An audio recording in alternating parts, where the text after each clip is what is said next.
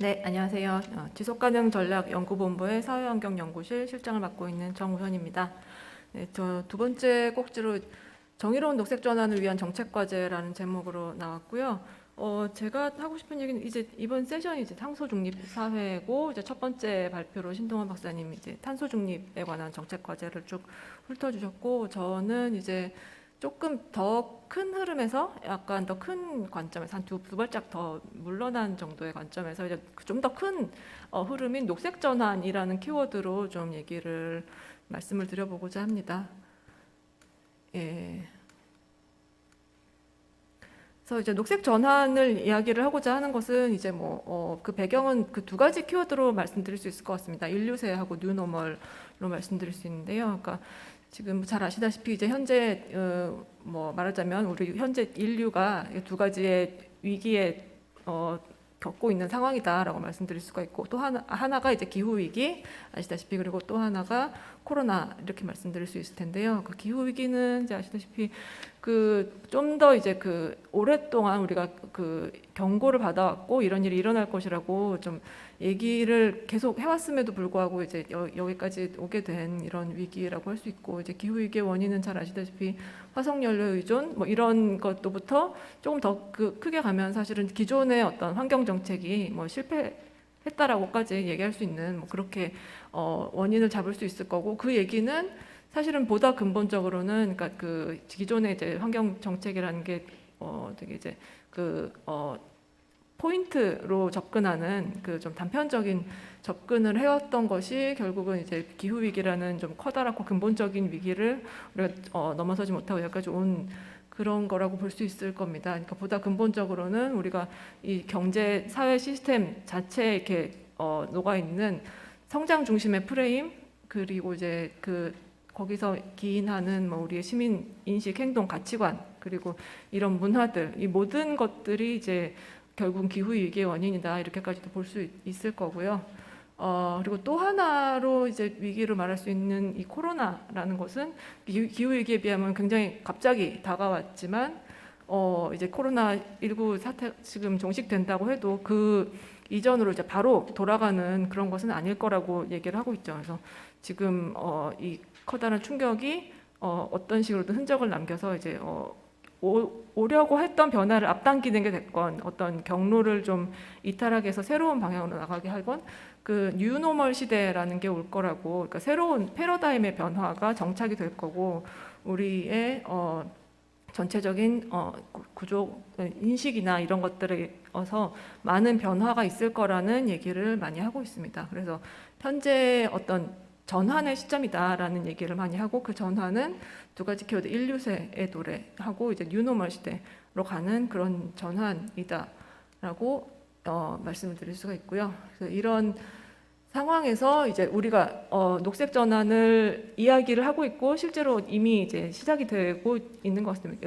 그 흐름 속에 이미 있다라고 생각이 들고요. 그래서 기후 위기하고 코로나라는 이 이중 위기를 극복하기 위해서 우리가 택한 이 길이 녹색 전환이고, 그것은 이제 우리가 뒤에도 나오겠지만 이제 녹색 가치, 그 환경적 가치를 포함해서 이제 그 관련된 우리가 추구해야 할 다양한 가치들을 포괄하는 이 녹색 가치를 향해서 우리 사회가 이제 근본적이고도 심층적인 전환을 해야 하는 시기고, 그것을 하고 있다.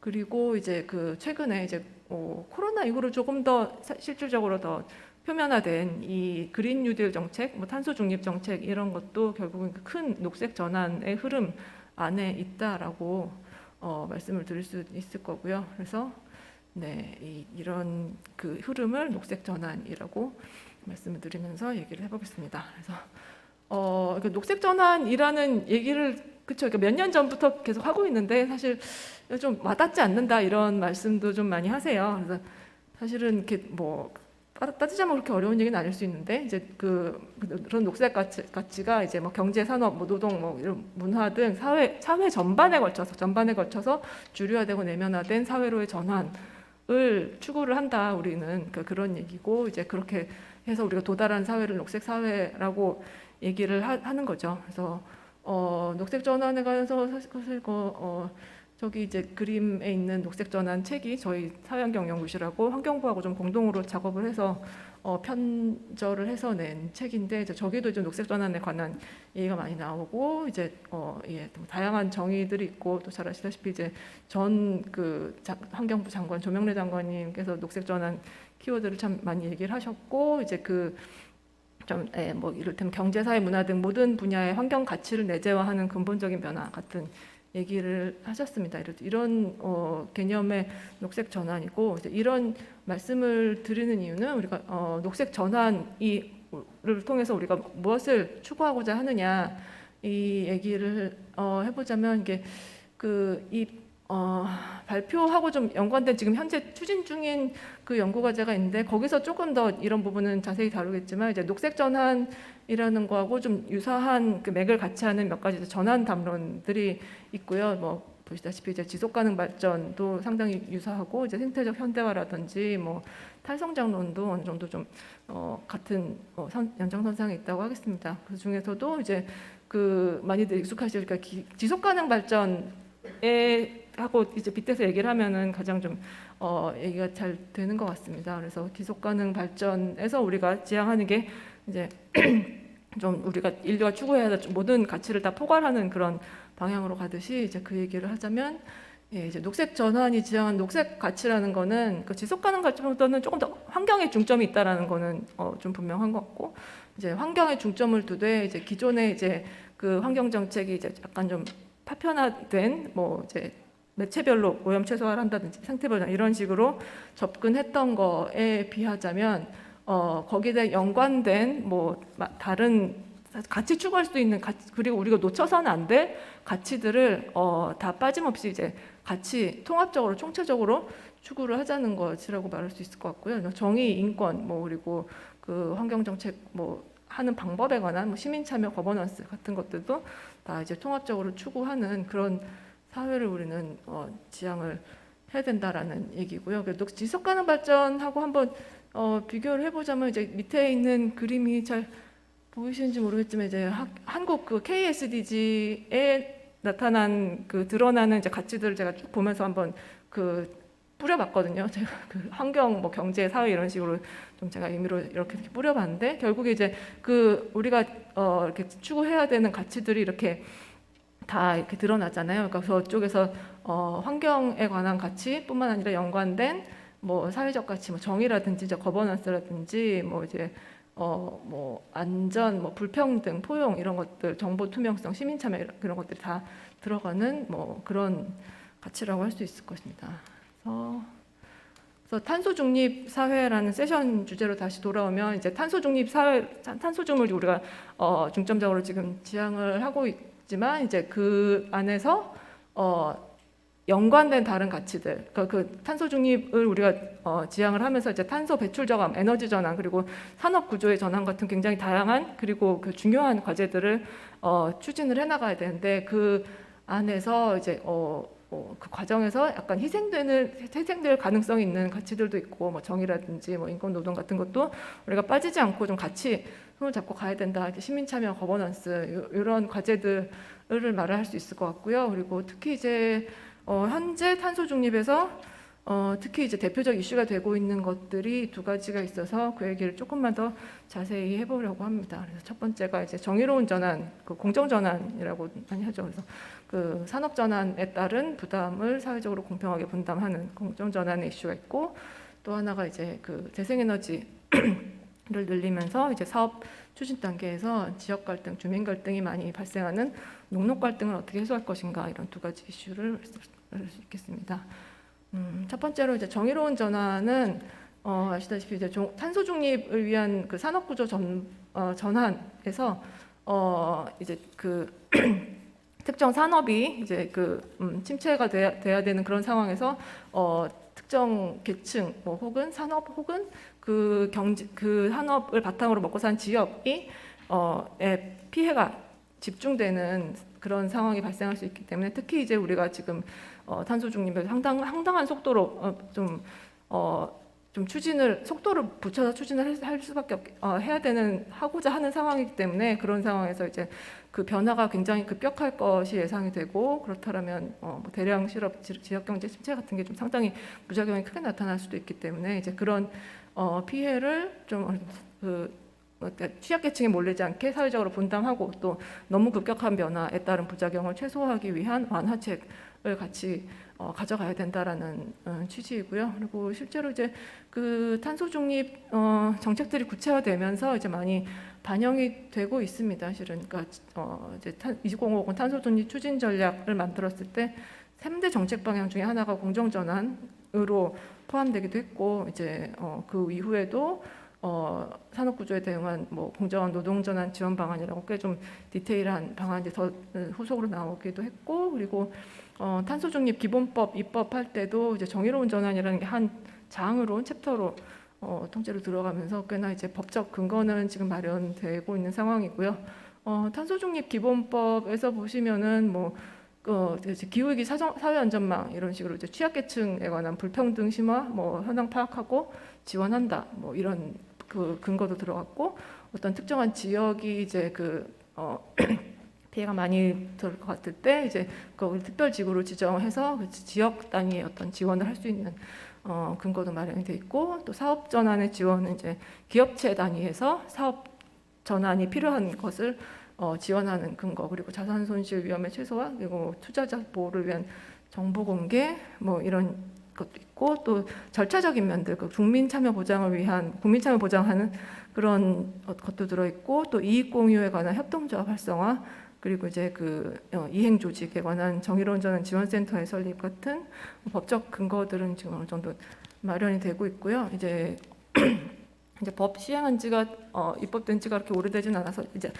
구체적으로 운영하는 거는 앞으로 좀 해나가야 될 과제이고요. 그런 상황에서 이제 실질적으로 돼야 되는 것들은 이제 산업 전환에 따라서 이제 어디에 영향이 집중될 것인가, 뭐 이런 폐업이나 실업이나 뭐 지역 경제 쇠퇴 같은 것이 어디에 집중될 것인지를 좀 파악을 하고 이제 그런 대응을 지원을 하고 부담을 완화하고 그래서 전환이 이제 원활하게 일어나고 또한 이제 정의라는 관점에서 잘 이루어지도록 하는 그런 것들이 필요하게 되고요. 그래서 노동자 단위에서 이제 실업 대응 그리고 사업체 단위의 전환 지원 그리고 지역 단위에서도 이게 우리 경제가 우리 지역이 이제 이런 걸로 먹고 살았는데 현재 앞으로 이게 어렵게 된다라고 하면 뭘 좀 지향하면서 우리 지역이 발전해야 될 것인가에 관한 그런 전략을 같이 만들어 나가는 그 과정을 좀 지원할 필요가 있을 것 같습니다. 이게 정의로운 전환이라는 게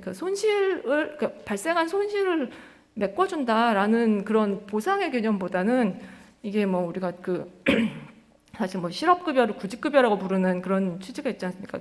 자립할 수 있도록 하는 대책을 마련하는 그 과정을 지원하는 대안 마련을 과정을 지원하는 개념이 굉장히 중요하다고 보거든요. 그렇게 된다면 이제 지역이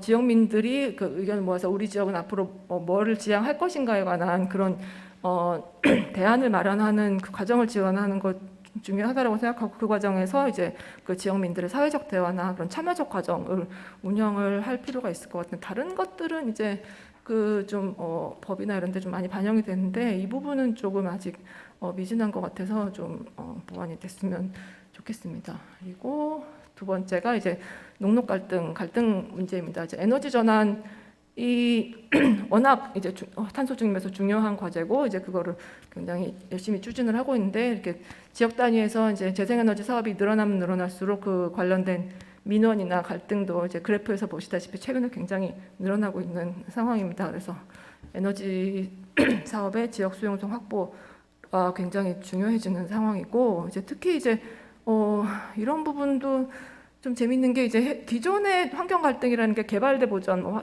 경제 대 환경 이런 그런 대립 구도가 환경 대 비환경의 구도였다면 이제 현재의 이런 갈등은 사실 재생에너지를 추진하는 쪽도 환경적 가치에 의해서 추진을 하고 있고 그걸 반대하는 입장도 재생에너지 사업이 들어오면 이제 우리 지역에 환경이 훼손된다라는 측면에서 이제 녹색 가치를 가지고 반대를 하고 있기 때문에 이제 그 대립하는 양쪽 다 사실은 환경적 가치, 녹색 가치를 가지고 대립을 하고 있는 거라서 이제 녹록 갈등이라는 좀 약간 새로운 유형의 갈등이 발생을 하고 있는 것 같습니다. 그래서 이런 갈등 해소를 위해서는 무엇을 해야 되느냐라고 하면 이제 뭐 지역 갈등, 입지 갈등, 환경 갈등에서 항상 나오는 얘기지만 고질적으로 안 되고 있는 일단은 사업 추진 과정에서 충분한 정보 공개, 의견 수렴, 소통 같은 것들이 좀 충분히 이루어져야 될 필요가 있고요. 특히 이런 상황에서는 이제 그 정보의 비대칭 문제가 좀 항상 고질적으로 있는 것 같습니다. 사업자 그 에너지 사업을 추진하는 사업자하고 지역 주민 간의 이제 대립 관계에서 주민들이 이제 사업자만큼 전문성을 가지고 있을 수가 없기 때문에 좀 대화라든지 뭐 이런 거에 대해서 좀 어려움이 있고 예, 그러니까 그 주민들의 입장을 사업자들이 잘 이해하지 못할 뿐만 아니라 주민들이 사업자 측은 전문가지만 또 주민들이 정확히 어떤 정보를 원하는지 그걸 또 잘 파악하지는 못합니다. 서로 간의 소통의 문제가 있고 이제 전문성의 문제가 있기 때문에 주민 입장에서의 전문성을 좀 올려줄 전문가를 지원하는 그런 쪽에 좀 지원이 필요하다라고 생각하고요. 또 어떤 의미에서는 사실은 주민들이 더 전문성을 가진 영역도 있습니다. 그러니까 지역 로컬 날리지라고 그러죠. 지역의 어떤 특히 이제 어촌이나 이런 데서 그 지역의 어떤 지역 자원을 활용하고 사는 주민들 같은 경우에는 어디가 보존의 가치가 더 있고 이런 거에 대해서 사업자들 보기엔 그냥 다 받아갖고 그냥 다 산 같아도 이제 주민들 보기에는 굉장히 다 세세하게 다른 부분이 있거든요. 그런 것들은 오히려 이제 반대의 정보에 대해 비대칭일 수 있는데 그것도 이제 그런 정보를 사업자들한테 전달할 수 있는 어떤 수단이라든지 그런 것들이 좀 필요한 것 같습니다. 그리고 사업자 주민 간의 양자간 협상에 두지 말고 이건 조금 더 공공성이 있는 정부가 추진하는 사업이기 때문에 정부나 지자체가 이걸 좀 적극적으로 설득하거나 그 갈등을 매개하는 역할을 좀 해줄 필요가 있을 것 같고요. 그리고 당연히 이제 그 피해가 집중되는 주민에 관해서는 이제 주민 지원이나 이익 공유에 관한 이런 또 그런 부분도 필요합니다. 그래서 이런 것들이 이루어진다면 제가 마지막 그냥 정리 슬라이드고요. 그래서 제가 하고 싶은 드린 말씀은 이제 탄소 중립이라는 게 이제 우리가 이제 기존에 하고 있던 이 사회 전반에 걸친 근본적 구조적 변화인 이제 녹색 전환에 관한 그 큰 흐름의 일환으로 볼 수 있고 또 이렇게 이제 이런 전환 과정에서 또 새로운 유형의 피해하고 갈등이 생길 수 있고 또 일어나고 있기 때문에 이제 이러한 측면에서 우리가 놓치지 않는 여러 가지 가치들을 통합적으로 추구를 해야 되는데 그거를 정의라는 개념으로 다양한 사회적 가치지만 정의라는 개념으로 거의 커버할 수 있을 것 같고요. 그래서 뭐 정의로운 전환에 관한 그 노동자하고 사회적 양자들에 관한 얘기를 드렸고 또 갈등이라는 해소에서도 뭐 절차적 정당성, 주민 참여 같은 뭐 절차적 정의 뭐 여러 가지 요소들이 같이 추구가 돼야 된다라는 말씀을 드리는 것입니다. 예. 이상입니다. 다음 문태훈 교수님 부탁드리겠습니다. 네, 반갑습니다. 중앙대학교 문태훈입니다. 오늘 좋은 자리에 초대해 주셔서 감사드립니다. 제가 오늘 그 주로 토론해야 될 부분은 정우현 박사님이 발표하신 그 공정전환에 대한 얘기인데요. 뭐 공정전환 포함해서 몇 가지 저도 한 7가지 정도 말씀을 간단하게 드리도록 하겠습니다. 사실 우리나라만큼 빠르게 경제 성장을 해온 나라도 없죠. 이게 63년도에 1인당 국민소득이 $100 정도 됐고 그 부근 연도에 64년도에 수출이 $1억 이게 우리나라 3만 불 돌파한 게 2018년입니까? 18년에 돌파를 하고 지금 며칠 전에 신문에 우리나라 그 총 수출액이 $1조 이제 넘었다 이렇게 얘기를 합니다. 그러니까 이게 개인 소득으로 보면은 뭐 300배가 이제 넘게 그 성장을 했고 또 수출액으로 보면은 뭐 1000배가 이렇게 증가한 겁니다. 이런 그 성장을 이룬 나라가 없었죠.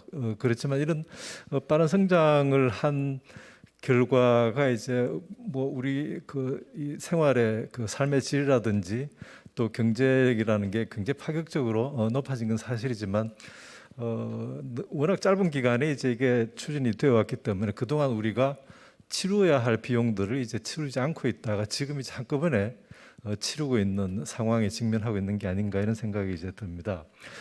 뭐 예를 들면 저출산 고령화라든지 소득의 양극화라든지 지역 소멸의 위기라든지 이런 문제들이 굉장히 극단적으로 이제 치닫고 있고, 그 다음에 이게 수도권과 비수도권의 격차가 점점 더 벌어지고 있어서 지역 소멸이라는 얘기가 나올 정도로 굉장히 심각한 상황에까지 이르고 있습니다. 그래서 이런 문제점들을 총체적으로 이제 개혁하는, 역전시킬 수 있는 이런 패러다임의 변화에 버금가는 그런 정책들이 이제 나와야 되는데, 이게 지금 이제 우리가 추구하고 있는 그 탄소 중립이고, 이런 탄소 중립 정책의 궁극적인 목표는 뭐 기후 변화에 대한 대응이지만 보다 더 궁극적인 목적은 이것을 통해서 우리가 개인의 행복, 그 지속적인 어떤 삶의 질 유지할 수 있는 지속 가능한 발전을 달성하자는 게 궁극적인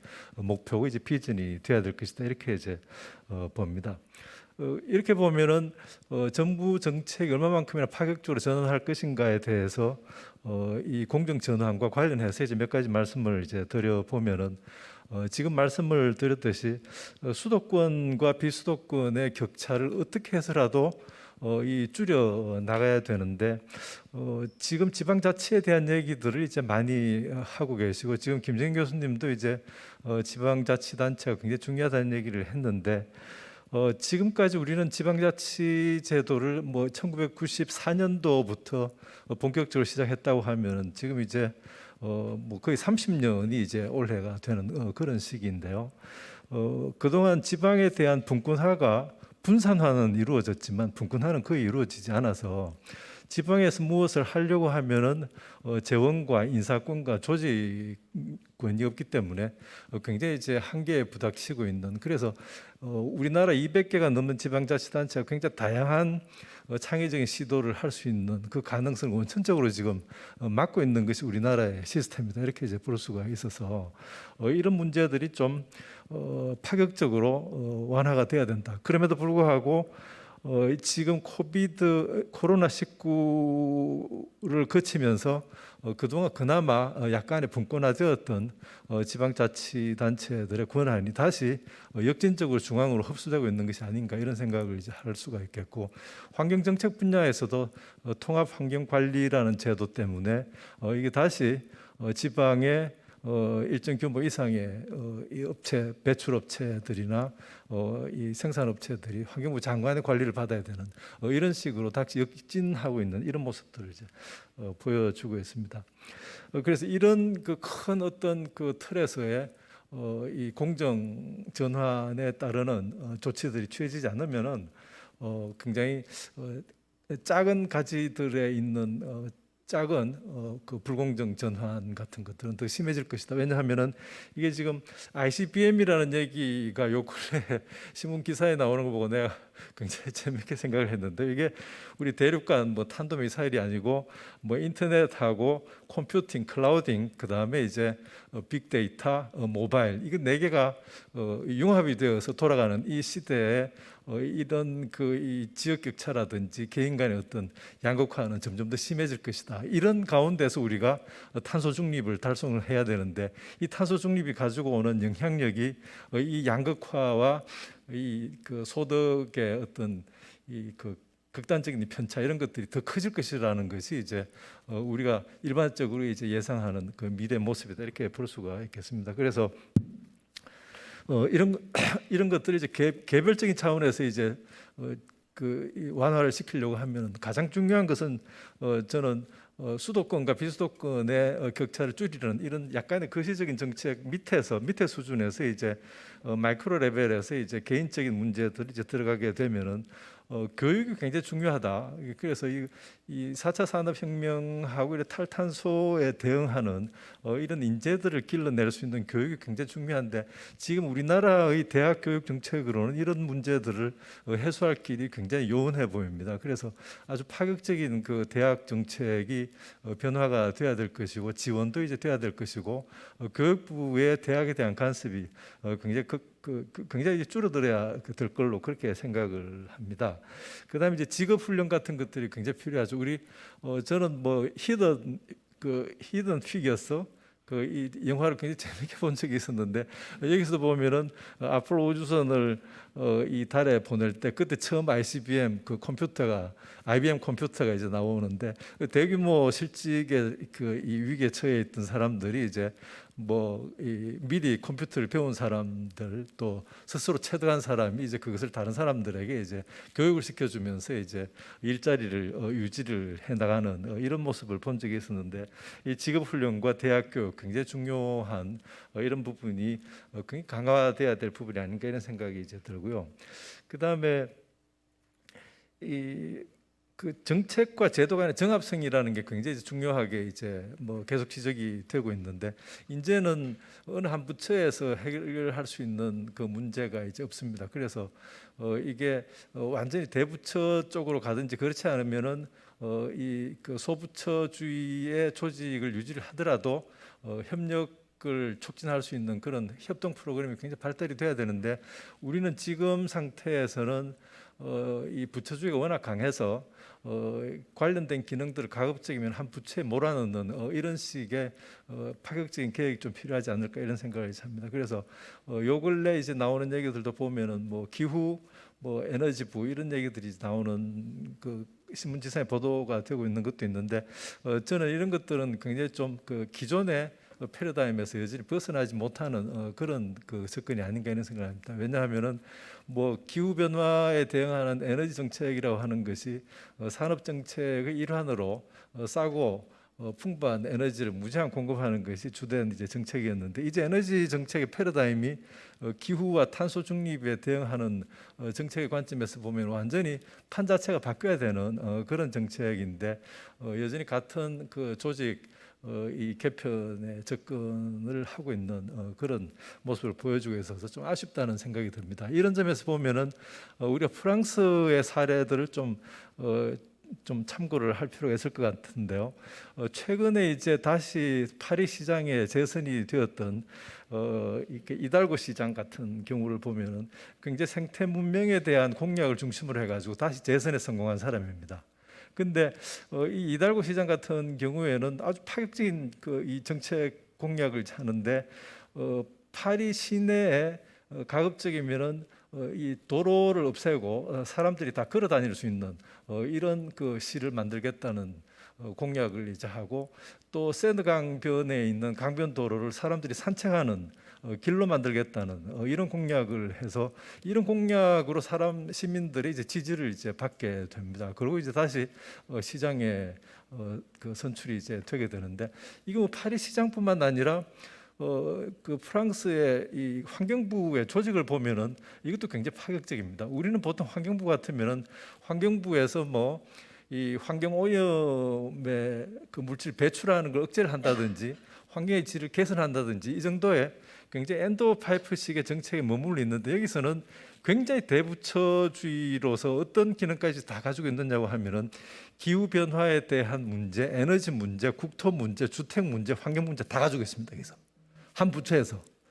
근데 그러면은 프랑스에 국토부가 없느냐고 하면 국토부는 있는데요. 국토부는 국지적인 지역 간 균형 발전 요것만 다루고 있는 굉장히 소부처에 해당하는 것이고 프랑스 사르코지 대통령 때부터 자기가 대통령에 당선이 되면은 생태 문명 중심으로 환경부에 굉장히 많은 정책적인 기능을 통합할 필요가 있다는 얘기를 했고 그 공약을 실현을 시켜서 2007년도에 이 사람이 당선이 되었을 때 그 공약들을 실현을 시키면서 환경부를 이런 다양한 기능을 통합적으로 가지고 있는 조직으로 이제 만들었던 거죠.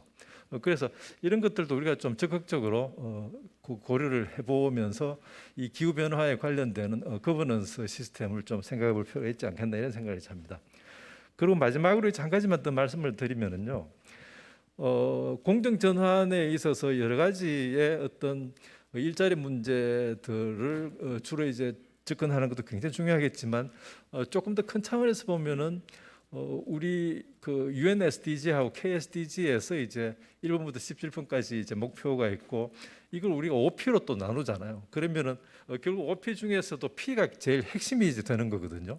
나머지 P는 이제 그 people P의 역량을 증가시키는데 이제 모든 초점이 이제 주어져 있고 뭐 인간 중심주의지만 어쩔 수 없는 이그 구도가 아닌가 이런 생각을 합니다. 그래서 과연 P를 people P의 역량을 향상시키는 데 있어서 얼마만큼이나 다른 P와 관련이 되는 부분 또 P와 직접적으로 people P의 이 사람들의 역량을 증가시키는 그런 전환 정책과 관련되는 이 불공정한 그 공정성을 더 담보해야 될 부분이 없는지도 한번 분야별로 살펴보는 것도 굉장히 중요한 부분이 아닌가 이렇게 생각을 합니다. 이상입니다. 네, 감사합니다. 네, 사회환경연구실 정우현입니다. 그 뭐 다른 분들 주신 말씀도 굉장히 공감 가는 것들 많았고요. 특히 이제 문태훈 교수님 이제 분권화하고 뭐 지역 격차, 교육, 뭐 정책 정합성 그리고 부처의 문제까지 여러 가지 말씀해 주셨는데 다 굉장히 공감 가는 말씀이셨고 특히 이제 저희 그 사회환경연구실도 요새 지역의 역할에 대해서 굉장히 좀 관심 많이 가지고 있고 뭐 지역 거버넌스라든지 지자체 역할, 분권 시대의 지자체 역량 강화 작업 굉장히 중요한 것 같고 또 하나 더 내려가면 뭐 마을 공동체 단위에서의 뭐 참여적 프로세스라든지 뭐 시민 거버넌스 정립, 뭐 시민 소통이나 사회적 대화 같은 부분도 저희 관심 많이 가지고 있어서 좀 다양한 시도를 해보려고 좀 준비를 하고 있거든요. 이제 그런 것 할 때 또 여러 가지 좀 자문이나 많은 도움 주셨으면 좋겠습니다. 네, 이상입니다.